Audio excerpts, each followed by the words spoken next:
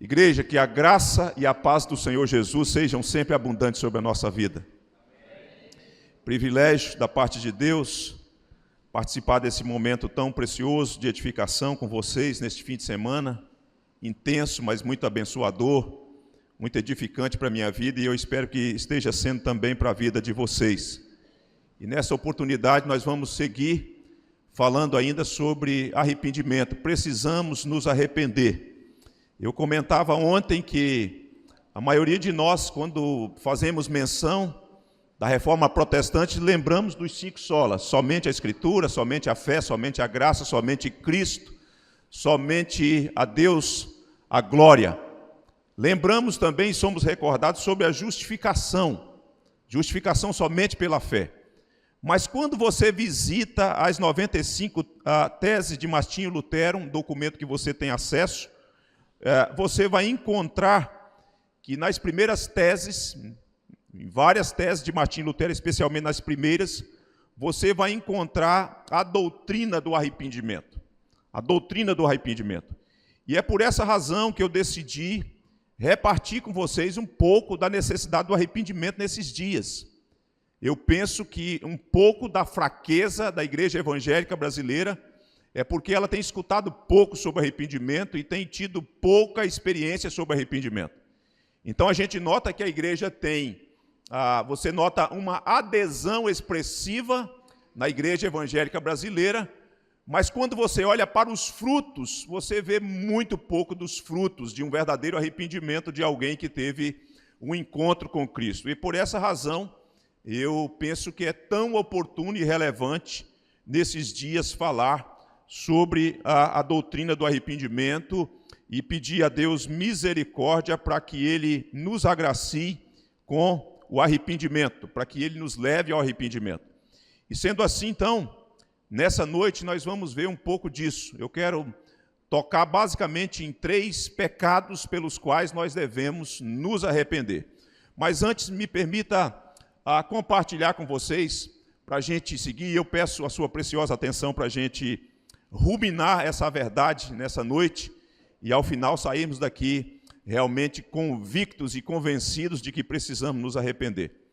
O arrependimento verdadeiro, ele acontece no início para a salvação.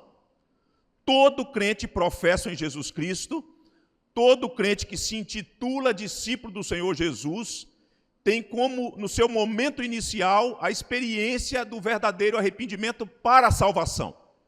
A pessoa estava alienada de Deus, a pessoa era inimiga de Deus, a pessoa estava debaixo da ira de Deus, e de repente ela é notificada por meio do Evangelho da condição dela, do estado em que ela se encontra diante de Deus, e uma vez ela notificada, ela então escuta a boa nova da salvação, e ela então se arrepende dos seus pecados. Essa mudança da mente, que é percebida também a partir de um novo estilo de vida, quando há essa mudança da mente. Entretanto, esse arrependimento inicial para a salvação, ele deve acontecer durante a caminhada para a santificação. Então veja, no momento inicial do nosso encontro com Deus, o arrependimento é o nosso ingresso nessa nova relação, para a salvação. Estamos salvos, fomos declarados justos e justificados por meio do que Cristo fez. Entretanto, durante a nossa caminhada, respingos e resquícios do pecado ainda presente em nós e do assédio do pecado que está o tempo todo tenazmente nos assediando, nós precisamos nos arrepender para a santificação. Sabe por quê? Porque quando não há esse arrependimento constante em razão dos pecados que cometemos, o engano do pecado gera endurecimento. E existe o risco de que você e eu fiquemos insensíveis à voz de Deus. Por essa razão é preciso um arrependimento durante a nossa caminhada. Devemos nos arrepender constantemente. Eu não sei quantos de vocês já leram um livro muito gostoso, muito leve, mas muito confrontador, intitulado Pecados Intocáveis. Quem aqui já leu esse livro? Quem aqui já leu? Ninguém leu esse livro? Não, pelo amor de Deus. Essa é uma leitura amanhã, agora não, mas amanhã, ou talvez quando chegar em casa, entre na Amazon e faça aquisição desse livro. Você precisa ler esse livro. Esse livro é um livro muito prático, mas muitíssimo pertinente para a nossa vida cristã, especialmente para a geração contemporânea de crentes. O escritor ele vai dizer que nós somos pródigos em reconhecer o pecado dos outros. Nós olhamos para os outros, para a postura dos outros, o comportamento dos outros, e nós classificamos e somos assertivos em dizer, você está em pecado, mas dificilmente nós temos coragem de fazer a oração da sondagem e pedir ao Senhor Deus, sonda-me, ó Deus, e vê se há em mim algum caminho mau e guia-me pelas veredas da justiça. Leitura obrigatória para todos os membros da Igreja Presbiteriana da Glória, para todos os membros. Você não vai se arrepender. Você vai crescer muitíssimo ao ler este livro.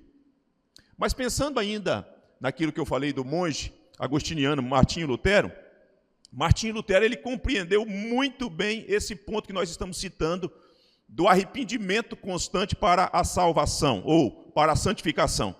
No conjunto de suas 95 teses, ele disse, escute o que ele disse, quando nosso Senhor e Mestre, Jesus Cristo disse, arrependei-vos.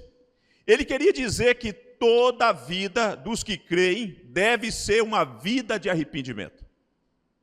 Toda a vida dos que creem, disse Martinho Lutero, deve ser uma vida constante de arrependimento. Então existe o arrependimento para a salvação, que é aquele momento inicial do nosso ingresso na relação com Deus, mas existe a necessidade de um arrependimento para a santificação. Não se iluda, não se engane, quando você comete algum tipo de pecado e despreza e acha que ele é pequeno demais, ele é a semelhança de um tipo de cupim, que vai destruindo a madeira aos poucos, e quando você acorda, a madeira está toda prejudicada. Está toda prejudicada. No nosso caso, é gerado um tipo de insensibilidade.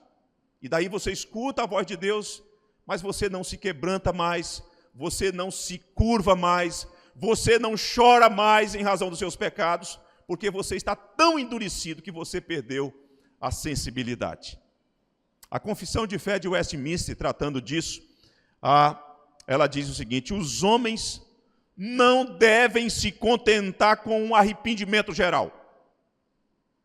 Os homens não devem se contentar com arrependimento geral. O que é isso? É quando você faz aquela confissão genérica, sem dar nome aos pecados. E aí eles continuam e dizem, mas é dever de todos os homens procurar arrepender-se particularmente de cada um de seus pecados. Se você não der nome aos seus pecados, não os classificar, você começa a perder força diante da sedução do pecado. É importantíssimo que você feche a porta do quarto e numa conversa só você e Deus, diga para Deus qual tem sido o seu pecado pelo qual você tem tomado, numa linguagem metafórica, que você tem tomado rasteira. Porque só assim você recebe perdão, você avança na santificação e você ganha força para vencer o pecado e colocar uma virtude no lugar de um hábito pecaminoso. Caso você não faça isso, você vai ficando enfraquecido. Você pode ter vida religiosa, você pode comparecer no encontro da congregação, mas você deixa de desfrutar daquela comunhão pujante, gostosa que Deus tem reservado para todos aqueles que o amam, aqueles que chegaram a Ele por meio de Jesus Cristo. Diríamos também, irmãos, que o arrependimento deve acontecer de modo individual, mas também comunitário.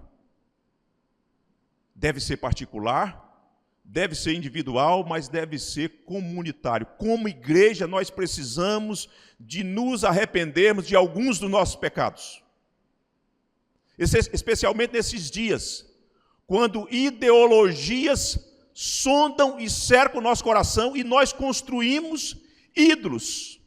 Ídolos que vão ocupando o lugar de Deus, que são ideologias de várias matrizes.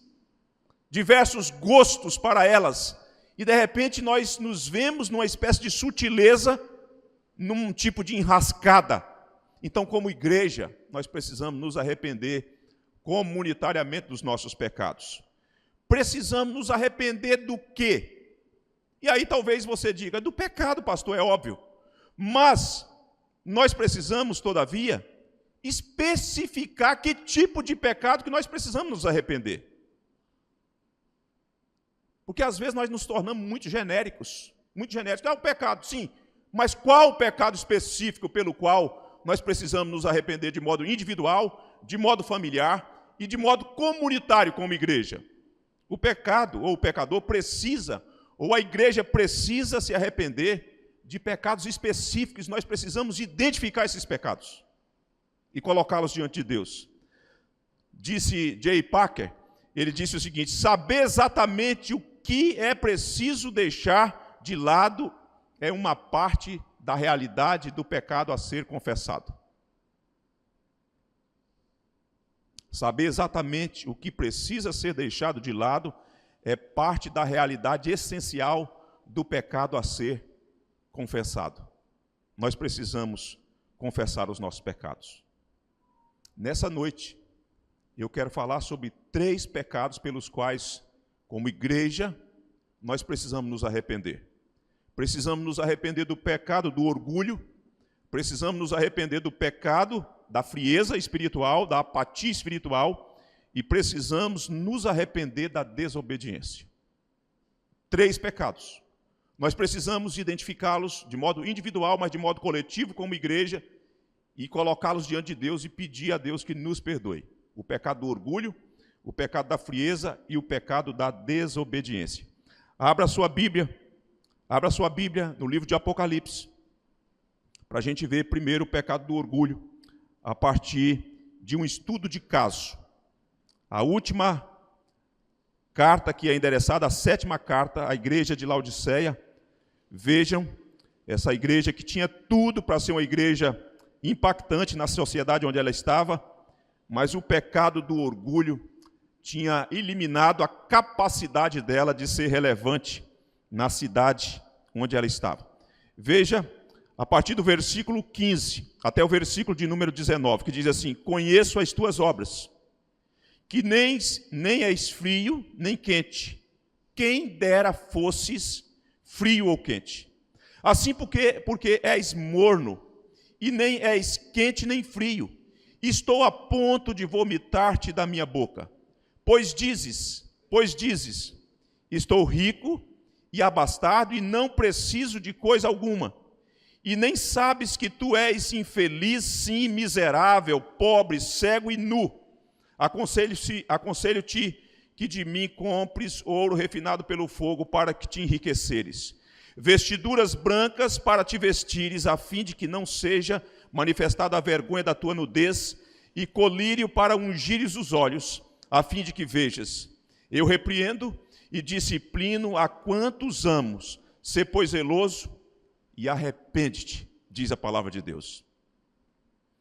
Note que o apóstolo recebe essa carta do Senhor Jesus, endereçada à igreja de Laodiceia, e ele usa uma linguagem para falar que aquela igreja perdeu a capacidade de ser relevante, de ser uma igreja que conseguia influenciar. E ele usa a figura nem frio nem quente. Naquele contexto, essa figura de nem frio nem quente eram 2 extremos de utilidades, de ser útil.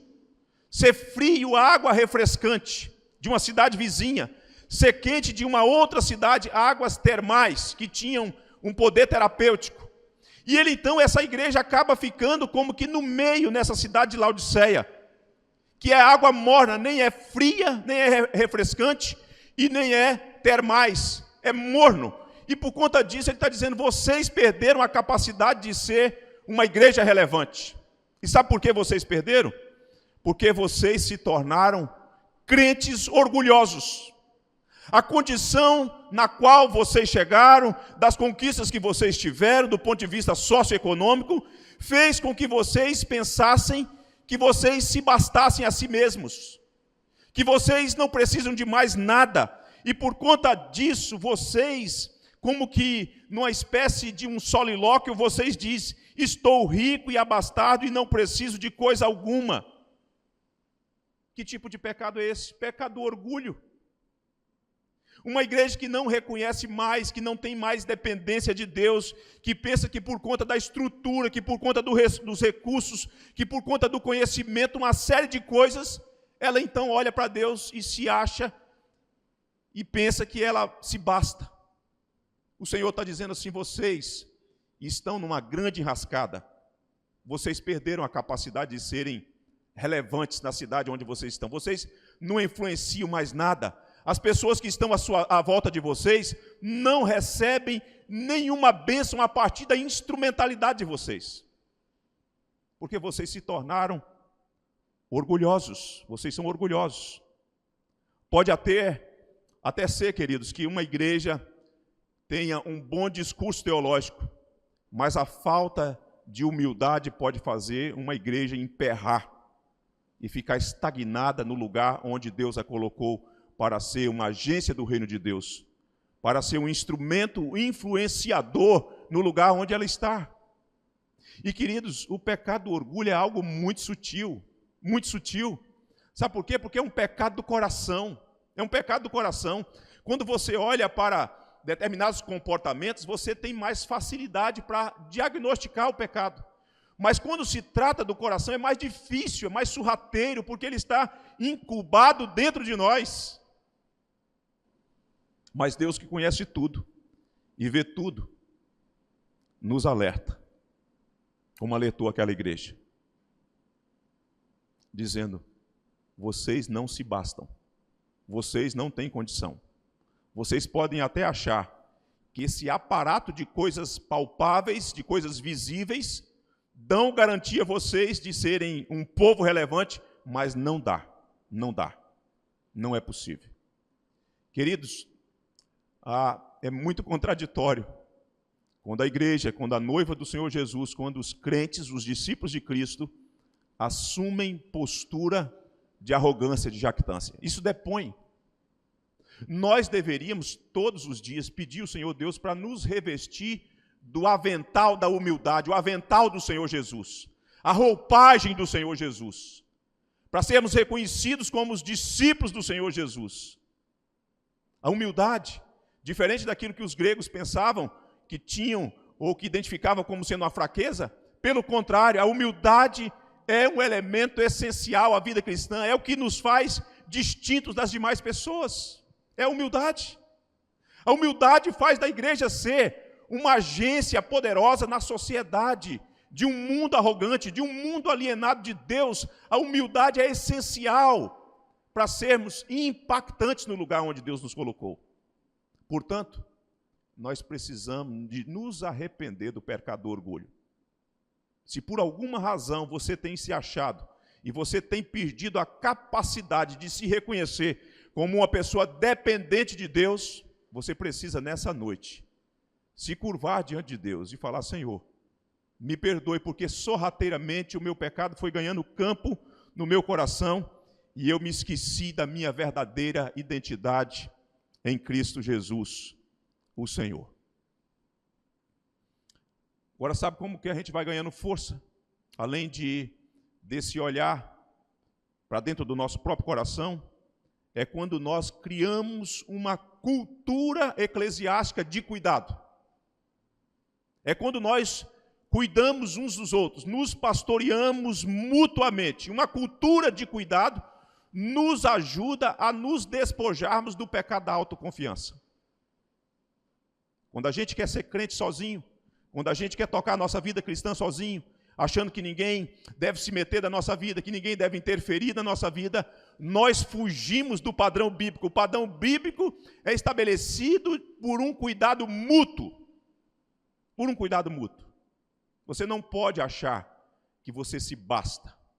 A cultura do cuidado nos ajuda a nos prevenirmos quanto ao pecado do orgulho. Aliás, desejar andar sozinho, sem estar na companhia dos santos, sob o auxílio dos santos, sob o pastoreio dos santos, já é por si só um tipo de orgulho. É preciso estar sob o radar e sobre os olhos dos demais que compõem a Igreja de Deus, para não nos perdermos no meio do caminho, para que sejamos auxiliados, para que sejamos ao mesmo tempo consolados e encorajados, também confrontados à medida que houver necessidade de confronto. É preciso, portanto, estar irmanado, juntos com os santos de Deus, porque o pecado do orgulho é sorrateiro e ele pode nos vencer e minar nossa estrutura e ofuscar a nossa identidade em Cristo Jesus. O pecado do orgulho, ele gera um senso equivocado de autoconfiança. Ele gera um senso equivocado de autoconfiança. E são muitos os fatores que podem fazer com que você pense ser alguma coisa e aos olhos de Deus não sendo nada. Arrependemo-nos, portanto, irmãos, nessa noite, do pecado do orgulho. Deus nos adverte nessa noite, para não corrermos o risco de nos tornarmos como os crentes da igreja de Laodiceia. Em segundo lugar, o pecado da frieza. O pecado da frieza. Volte uma página da sua Bíblia e neste mesmo livro, o livro do Apocalipse, capítulo 2, versículo de número 5, diz assim: lembra-te, pois, de onde caíste. Arrepende-te e volta à prática das primeiras obras. E se não, venho a ti e moverei do seu lugar o candeeiro, caso não te arrependas. Caso não te arrependas. Queridos, essa igreja de Éfeso, eu penso que vocês conhecem um pouco da história dela, do surgimento dela, mas é bom rememorar um pouquinho disso. Essa igreja, ela nasce a partir de um verdadeiro avivamento espiritual. Quando esses crentes ouviram o evangelho na cidade de Éfeso, uma cidade envolta de idolatria, de pecados de imoralidade e de muitos outros pecados, quando eles ouviram o evangelho pela primeira vez, um verdadeiro avivamento aconteceu na cidade de Éfeso. De tal modo que eles, ao serem impactados pelo evangelho, eles contavam, eles confessavam os seus pecados publicamente. Pensa num negócio pujante, de transformação radical na vida daquela igreja. Eu estou dizendo que é pujante e radical, porque, queridos, eu fico pensando, e eu penso que você talvez concorde comigo, se nós nos ajoelhássemos num momento de contrição de igreja, né, como o Franz nos conduziu aqui no momento de contrição, e fosse nos dada a oportunidade de fazer uma confissão, e se alguns de nós, do lado do outro, começássemos a fazer uma confissão audível de determinados pecados, por certo, o outro irmão ou a irmã de olhos fechados abriria os olhos e falou: o que é isso? Misericórdia, eu pensava tudo sobre esse irmão, menos isso. Mas o avivamento espiritual, quando chega em um determinado lugar e alcança os corações das pessoas, as pessoas não têm mais esse tipo de vergonha, sabe por quê? Elas estão tão comprometidas com Deus que não importa o que o outro vai pensar, o que o outro vai dizer. O que elas querem é viver para a glória de Deus, uma vida santa que traga glória para o nome de Deus. E assim aconteceu com aqueles crentes. Eles publicamente confessavam os seus pecados. Diz a Escritura, lá em Atos dos Apóstolos, que aqueles crentes, eles tinham uma biblioteca, uma montoeira de livros relacionados às artes mágicas, ao espiritismo, muito provavelmente a religião espírita, digamos assim, fazendo um anacronismo daquilo que a gente classifica hoje, com aquele tipo de crença naqueles momentos, que eles queimaram todos os seus livros. E Lucas faz a menção do valor para mostrar que era uma monta muito grande, que aquilo não tinha mais valor e nem devia estar mais presente na vida deles. Isso não pode ter mais relação conosco. Então aquela igreja nasceu debaixo de um avivamento espiritual. Ela recebeu instrução de Paulo constante. Paulo instruiu muito bem aquela igreja do ponto de vista teológico e doutrinário. E aquela igreja, portanto, ela tem como marca, ou essa igreja, conforme nós lemos aqui em Apocalipse, ela tem como marca perseverança e firmeza doutrinária. Ela é uma igreja muito firme doutrinariamente. Ela não engole qualquer ensino, não. Ela é muito bem instruída intelectualmente sobre a doutrina. Não tem espaço para o falso ensino no meio da igreja de Éfeso. Ela é uma igreja totalmente ortodoxa. Ela sabe o que é certo e o que é errado doutrinariamente. Ela sabe identificar. Ela consegue farejar um falso ensino à distância. Mas, de repente, queridos, o Senhor Jesus, que é o dono da igreja, que conhece a igreja, vem e fala àquela igreja dizendo: tenho, porém, contra ti que abandonaste o teu primeiro amor. Existe uma coisa que pesa contra ti. Você tem se mostrado uma igreja perseverante. Você tem se mostrado uma igreja firme doutrinariamente. Você tem se mostrado uma igreja atuante do ponto de vista de trabalho cristão. Mas, entretanto, você perdeu o teu primeiro amor. Você abandonou o primeiro amor, abandonaste o teu primeiro amor, mostrando que foi um negócio proposital, intencional, que aos poucos, paulatinamente foi acontecendo, e ela então perdeu o gozo, o entusiasmo, a empatia, as afeições do coração pelo seu Redentor foram perdidas. As afeições foram perdidas. Frieza espiritual. Frieza espiritual. A vida daquela igreja tinha se tornado, a vida cristã, o estar junto daquela igreja tinha se tornado uma coisa mecânica. Mecânica. Sabe quando a gente entra no piloto automático? E você vai, e você vem, e você está presente, mas no piloto automático. Você não tem mais entusiasmo, você não tem mais brilho, você não vibra mais com o evangelho do Senhor Jesus, aquilo não te toca mais, intelectualmente você está bem instruído, bem informado, mas as afeições do coração estão endurecidas com uma crosta de pedra que precisa ser removida. Portanto, aquela igreja tinha perdido o primeiro amor. Eu quero exemplificar isso. Eu me casei muito cedo, muito cedo. A gente começou a namorar adolescente e aos 18 anos nós já estávamos juntos e desde então Deus tem nos preservado nessa caminhada. E uma das coisas, das muitas virtudes que a minha esposa tem, né, eu a amo, são os beijos da minha esposa. Eu amo os beijos da minha esposa. É a minha eterna namorada nesses anos. E uma das coisas que eu gosto de ouvir, embora ela goste também, eu gosto de ouvir quando ela fala assim: amor, eu te amo tanto. E ela fala assim: amor, eu casaria com você de novo. E a minha filha, que é brincalhona, falou assim: tem que saber se papai ia querer de novo, né? Não sei por que minha filha tem essa desconfiança, né? Mas, queridos, eu fico pensando, pense nessa ideia de relacionamento conjugal de muitos anos. Eu sei que tem pessoas aqui que têm mais tempo de casado do que eu, mas eu sou um menino ainda, né? Eu tenho 51 anos. Então, pense comigo. Eu jamais gostaria de ouvir da minha esposa, ela cuidando de nós, cuidando dos nossos filhos, né? Cuidando de mim. Eu sempre, que converso com o conselho, falei com o conselho aqui da igreja, falei assim: olha, o ministério da minha esposa é cuidar de mim, é me deixar bem, para que eu possa desenvolver o ministério. Então, e ela faz isso com muita maestria. Mas imagina só, se ela cumprisse com essas coisas, as coisas todas ali no eixo, tudo encaixadinho, tudo perfeito, não há uma brecha sequer para criticar ou tecer algum tipo de crítica. E ela chegasse para mim e falasse assim: amor, depois desses anos todos, eu continuo cuidando de você e quero continuar cuidando de você, mas eu não te amo mais. Eu não te amo mais. Seria terrível para mim. Seria terrível para mim. E eu penso que você deve concordar também que seria terrível para você também. O que está acontecendo aqui é que essa igreja faz tudo certinho, queridos.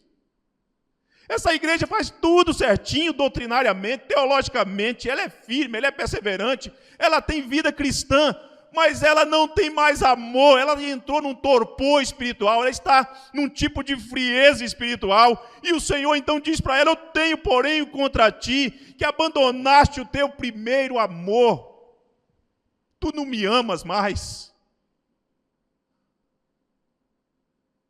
as afeições do teu coração não são mais inclinadas para comigo, para com as minhas coisas, tu não me amas, tu abandonaste o teu primeiro amor. Queridos, Você tem que parar hoje, vocês têm que parar hoje, nós precisamos parar hoje e falar: minha vida cristã está sendo tocada no automático. A minha vida cristã, eu entrei num tipo de torpor espiritual, num tipo de coma espiritual, numa letargia espiritual. Eu não tenho mais encanto pelo meu Redentor, pelo Evangelho do meu Redentor. Não há mais paixão na minha alma, não há mais fervor. Eu não tenho tido mais fervor. Querido, se essa é a tua condição, nessa noite você precisa se arrepender do pecado da frieza espiritual.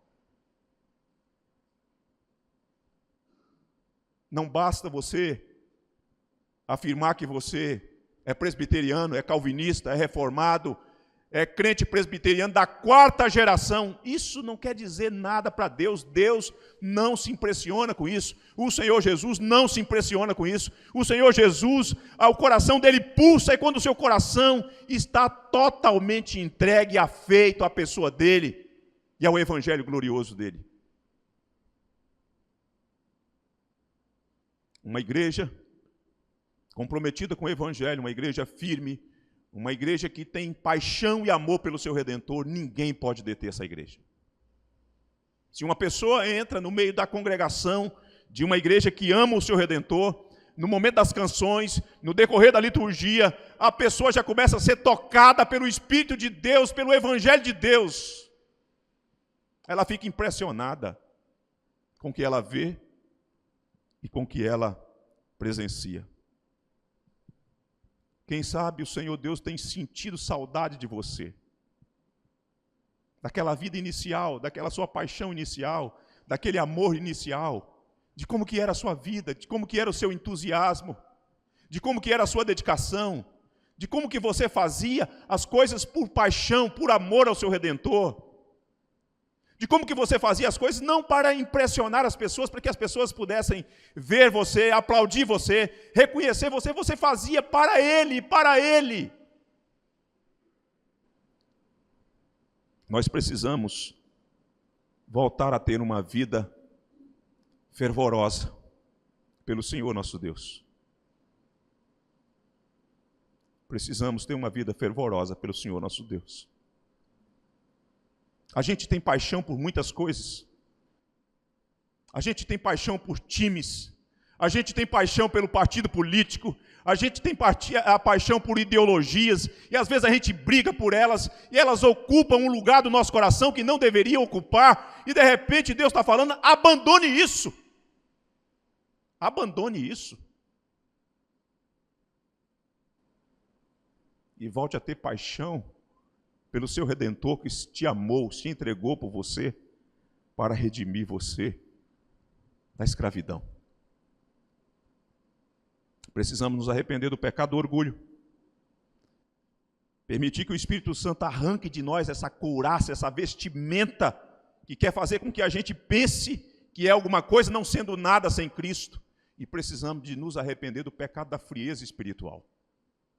Em terceiro lugar, precisamos de nos arrepender do pecado da desobediência. Da desobediência. Eu quero ser específico a que pecado de obediência eu estou me referindo.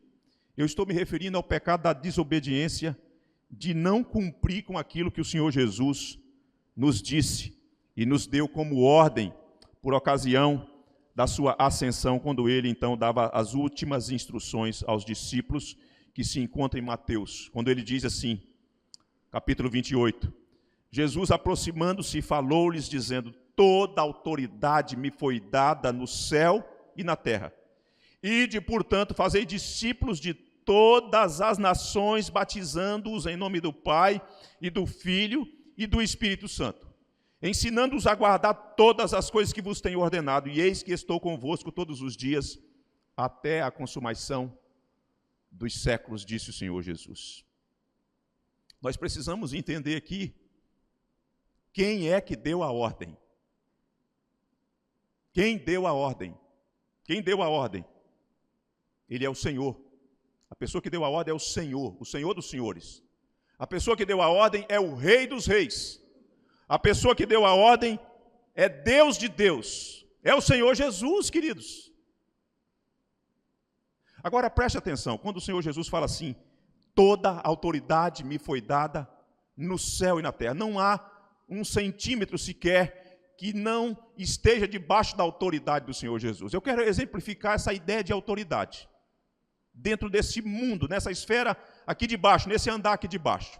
Exemplifico o seguinte: imagine que você esteja dirigindo em uma das nossas rodovias, das nossas BRs, ou talvez a rodovia do Sol, que é uma rodovia relativamente boa, que você tem o seu carro possante, e você estica, né, um turbo, e o bicho vai.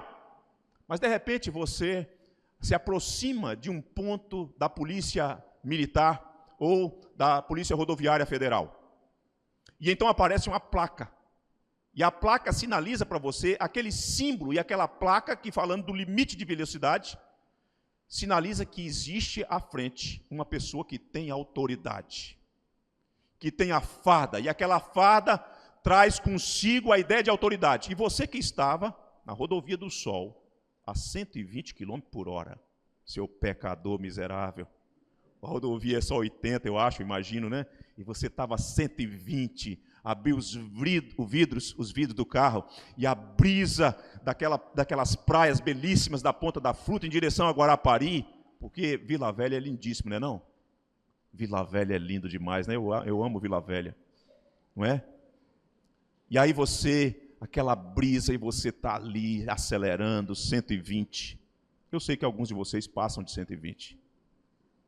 Mas quando você vê a placa, você reduz de quinta para quarta, de quarta para terceira, de terceira para segunda, e um lugar que poderia passar a 40, você acaba passando a 20 km por hora. Sabe por quê? Porque aquela ideia, aquele símbolo traz consigo a ideia de autoridade. Você obedece, você submete.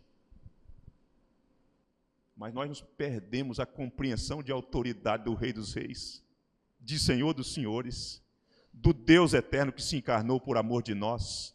E aí, o que ele falou que tem que ser feito, a gente meio que dá de ombros, a gente sabe intelectualmente o que é preciso ser feito, mas na prática não fazemos.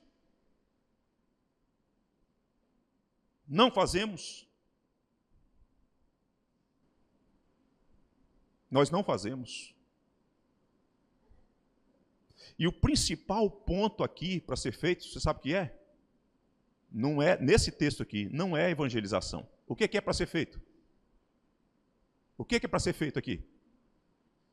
É o discipulado. Queridos, o Senhor Jesus não revogou o discipulado. Quantas igrejas, quantos de nós estamos promovendo o discipulado de uns para com os outros, ou discipulando alguém que Deus colocou no nosso caminho? Como? Quantos de nós estamos fazendo isso? Ele não revogou esse negócio aqui. Ele não suspendeu essa ordem. Às vezes a gente vai em conferência missionária e os irmãos tratam de evangelização transcultural, de evangelização disso, daquilo, aquilo outro, e não toca no ponto que é para ser tocado, que é o discipulado. Não existe outro meio ordinário para produzir a maturidade cristã a não ser pelo discipulado. Alguns crentes amadurecem aleatoriamente sozinhos, mas o meio de Deus levaram a igreja a viver uma vida sadia, uma saúde espiritual, e há um modelo estabelecido pelo Senhor Jesus, é o discipulado. E nós não estamos fazendo isso. Procure no presbiterianismo, na Grande Vitória, vejam quantas igrejas têm uma filosofia constante de discipulado. E depois você me diga quantas estão discipulando. Quantos estão discipulando? Estamos em franca rebelião e desobediência contra o Senhor. Precisamos de nos arrepender desse pecado também. Recentemente eu terminei de expor, lá na IPG2, o livro de Jonas. Já leu o livro de Jonas? Terminei de expor o livro de Jonas. Maravilhoso. Impactante. A igreja ficou impactada. As manhãs a pessoa, pastor, e aí? E hoje? E qual a porção de hoje? Eu falei, nós estamos na sequência, vamos aí, em dose homeopática, né? Acho que nós pregamos umas 15 mensagens no livro de Jonas, de manhã. Estão lá na playlist, você pode, em tempo oportuno, visitar. Quando você olha para a história de Jonas, o profeta Jonas, como que você reage? Sabendo que ele recebe uma ordem E ele então apronta suas malas, compra sua passagem, entra no navio e parte para uma direção oposta. Como que você reage? Está no seu coração, você fala assim, como que Jonas foi capaz de fazer isso? Como que ele desobedeceu a ordem de Deus, uma ordem clara do que é para ser feito? Como é que ele reagiu desse jeito? Qual é a sua postura em relação ao tema relacionado a Jonas? Provavelmente será de censura. É a primeira reação que nós temos. É de censurar, falar assim, como que esse cara, profeta fujão, hein, covarde, fugiu da ordem de Deus, foi na direção oposta à ordem de Deus. Mas e se eu lhe dizer, nessa noite, que você e eu estamos agindo de maneira semelhante? Você só não comprou uma passagem, só não adentrou a uma embarcação para ir numa direção. Mas o jeito como você vive sem fazer o que Deus mandou para fazer, o que Deus mandou nos fazer, é também semelhante à situação de Jonas. E trata-se de pessoas que conhecem o Senhor, porque Jonas conhecia o Senhor. Tanto é que mais tarde ele vai dizer assim, é por isso que eu não queria pregar, que eu sabia que se pregasse e as pessoas se convertessem, o Senhor ia esticar a elas, a misericórdia iria perdoar, é por isso que eu não queria pregar. Os pregadores às vezes buscam elementos extra-bíblicos para dizer que Jonas não queria ir porque os ninivitas eram maus, eles perseguiam profetas, tem isso também, mas o próprio livro traz a evidência do porquê que ele não queria ir. Porque eu sabia que se eu pregasse e o povo se convertesse, o Senhor iria esticar o perdão para elas, iria poupar essas pessoas, e sabe, eu queria que o Senhor fulminasse todas elas. Não é assim que às vezes a gente como igreja se porta? Se o cara pensa diferente da gente, se ele crê diferente da gente, você nunca prega para ele, mas você censura, você traz juízo sobre ele, você fala, Deus teria que fulminar mesmo esse povo que pensa diferente, que se comporta diferente, que age diferente, mas você não prega, você conhece a Deus e não prega, você parece que não crê no poder transformador do Evangelho, que lhe alcançou um dia, que transformou você um dia. Nós devemos ter um senso de responsabilidade. Um senso de responsabilidade. Nós deveríamos fazer coro com o apóstolo Paulo, que na sua carta aos Romanos, no capítulo 1, versículo 14 a 16, ele diz assim, pois sou devedor tanto a gregos como a bárbaros, tanto a sábios como a ignorantes. Por isso, quanto está em mim, estou pronto a anunciar o evangelho também a vós outros, pois não me envergonho do evangelho, porque é o poder de Deus para a salvação de todo aquele que crê, primeiro do judeu e também do grego. Você já pensou se cada membro da IPG, da Igreja Presbiteriana da Glória, cada membro tivesse esse senso de devedor? Eu sou devedor, eu tenho uma dívida a ser paga, eu preciso levar o evangelho para as pessoas com as quais Deus tem me colocado em convivência. Já pensou se você pensasse assim? Se nós agíssemos assim? Já pensou se você tivesse esse senso de preparo, dizer assim, eu estou pronto a anunciar o evangelho, eu estou pronto a anunciar o evangelho? Já pensou se você, imbuído desse senso de responsabilidade, dissesse, eu não me envergonho do evangelho, não tenho vergonha do evangelho, porque eu sei que ele é o poder de Deus para a salvação de todos os que creem? Você já pensou que revolução nós, como igreja do Senhor Jesus, em Vila Velha, na Grande Vitória, que nós faríamos nos nossos bairros, nas nossas cidades, se nós assumíssemos a responsabilidade e não fizéssemos como Jonas fez? Olha só o senso de responsabilidade de Paulo ainda, na sua primeira carta aos Coríntios, capítulo 9, 16, 17, que ele diz assim, se anuncio o evangelho, diz Paulo, não tenho do que me gloriar, pois sobre mim pesa essa obrigação, porque ai de mim se não pregar o evangelho. Já pensou? Se a gente pensasse assim, se nós agíssemos assim, se o faço de livre vontade, tenho galardão, mas se constrangido é então a responsabilidade de despenseiro que me é confiada. Sobre mim pesa essa obrigação. O missionário presbiteriano, reverendo Ronaldo Lidório, ele disse o seguinte, que quando você tiver amor, para pregar o evangelho, você deve pregar por amor. E quando lhe faltar isso, pregue por obediência. Pregue por obediência. Todos vocês aqui conhecem e amam, imagino eu, o reverendo Hernandes, né? É meu pai espiritual. Eu amo demais ele. Quando eu cheguei para o Hernandes e falei com ele que Deus, eu entendia que Deus estava me chamando, sabe o que o Hernandes fez comigo?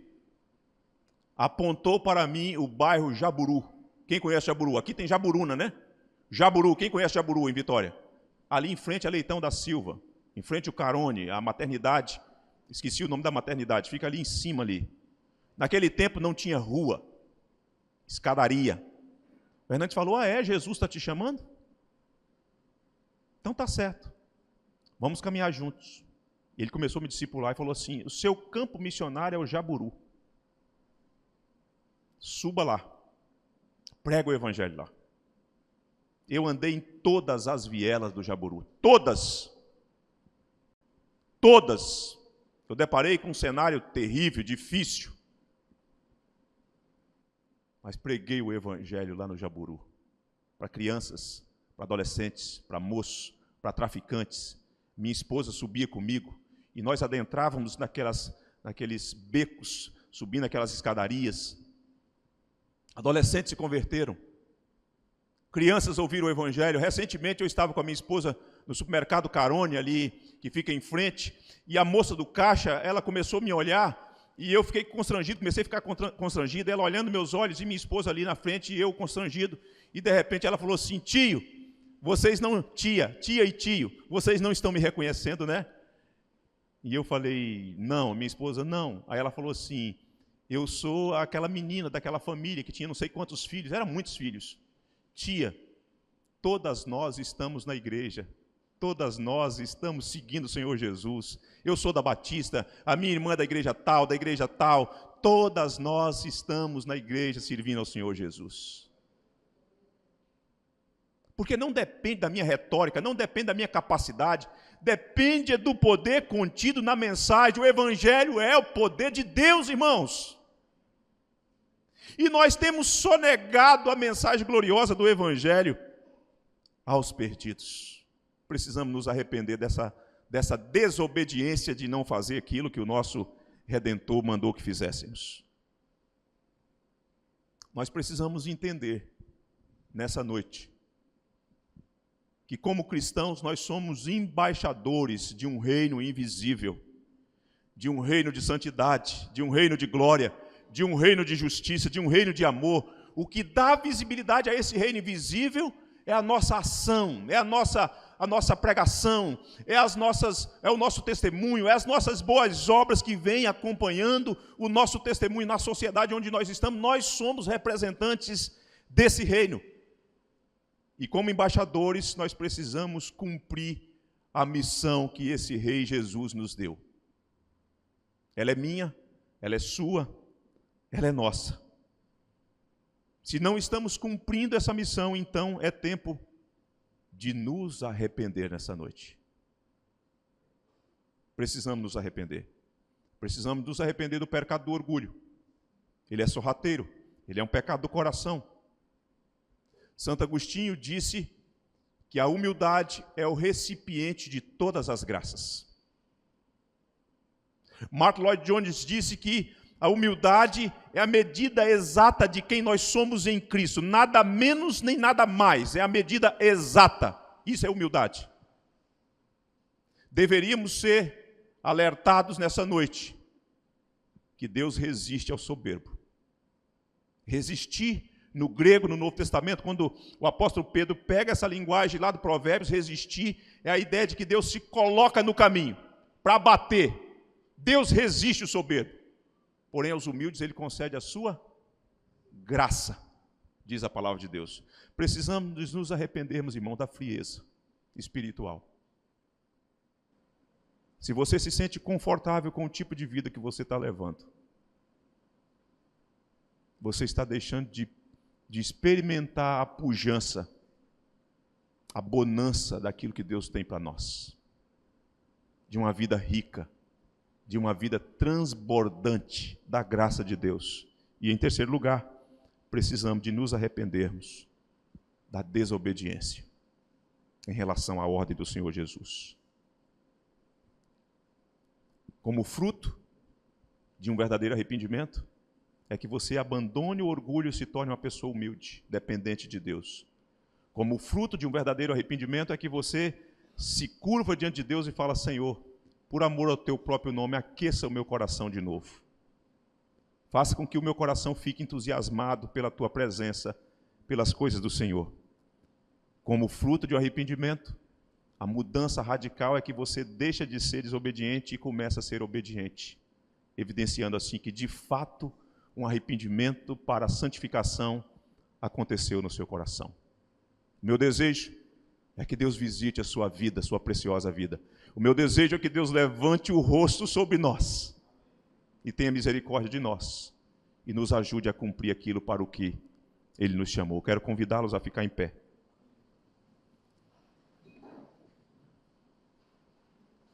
Vocês sabem que comunitariamente nós fazemos orações e vamos concordando, dizendo amém.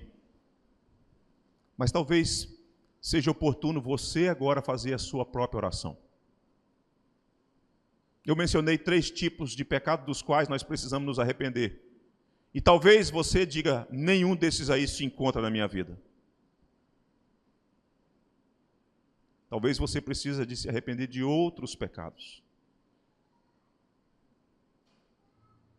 Deus vê o nosso coração. Deus conhece a sinceridade do nosso coração. Diz a Bíblia que aquele que confessa o seu pecado e deixa, alcança misericórdia. Não adie. Não adie. Não brinque com o seu pecado, sabe por quê? Porque foi o seu pecado que levou Jesus para a cruz. Deus trata seriamente o pecado, irmãos. E para você entender que Ele trata seriamente, lembre-se do Calvário. Lembre-se do evento do Calvário, para você ver como que o Deus de amor, Deus de graça, também Deus de justiça e de santidade, trata com o pecado. Abandone o seu pecado. Arrependa-se agora mesmo e experimente a restauração que há em Cristo Jesus. Senhor Deus, lamentavelmente ainda os resquícios do pecado ainda estão presentes em nós. E às vezes por descuidos, por falta de vigilância, eles nos enganam, eles nos atraem, eles nos seduzem e eles nos enfraquecem e minam a nossa comunhão com o Senhor Deus. Portanto, Senhor, nós queremos nessa noite avançar em santidade. E por isso mesmo nós te pedimos, perdoe os nossos pecados. Se porventura, Senhor, essa roupagem da arrogância tem estado em nossos lombos, por amor ao teu Filho Jesus, retira de nós essa vestimenta e vista-nos com o avental de Jesus, o avental da humildade, daquele que lavou pés, daquele que se dobrou e enxugou os pés de homens que conviviam com ele. Permita, Senhor Deus, que o nosso coração seja aquecido pela atuação do Espírito de Cristo. Se porventura, aqui nessa noite, irmãos que já foram tão usados nas tuas mãos, irmãos que já tiveram uma vida tão fervorosa, Senhor, que serviam de modelo para outros e hoje estão num tipo de piloto automático, numa frieza, sem paixão, sem afeição pelo Senhor Jesus. Mude essas disposições nessa noite. Nos perdoe por conta da nossa letargia, da nossa indiferença, como nós temos lidado com o Evangelho do Senhor Jesus. Permita que os nossos filhos sejam tocados pelo Teu Espírito. Permita que o nosso cônjuge seja visitado pelo Teu Espírito. Permita, Senhor, que a nossa vida seja alvo da Tua graça nessa noite. E Deus, para sermos obedientes no discipulado, na evangelização, revista-nos com o poder do Teu Espírito, com aquela ousadia necessária para que familiares nossos, vizinhos nossos, amigos nossos, pessoas com as quais nós convivemos, talvez clientes nossos ou patrão nosso, enfim, seja lá quem for, possa ouvir dos nossos lábios a gloriosa mensagem do Evangelho do Senhor Jesus. Essa mensagem que nos alcançou, que ressignificou a nossa vida, que nos deu sentido à nossa existência, que trouxe esperança inabalável para o nosso coração. Permita que nessa semana seja uma semana de semeadura, de fazer essa mudança radical de uma desobediência para uma obediência que traga glória para o nome do Senhor nosso Deus. Nós te pedimos isso confiados nos méritos e no nome precioso e poderoso do Senhor Jesus. E que a graça do nosso grande Deus, Salvador Jesus Cristo, que o amor de Deus o Pai, que a comunhão e a consolação do Deus Espírito Santo sejam com todos nós. Igreja de Deus aqui reunida e espalhada por toda a terra, agora e sempre. Amém e amém.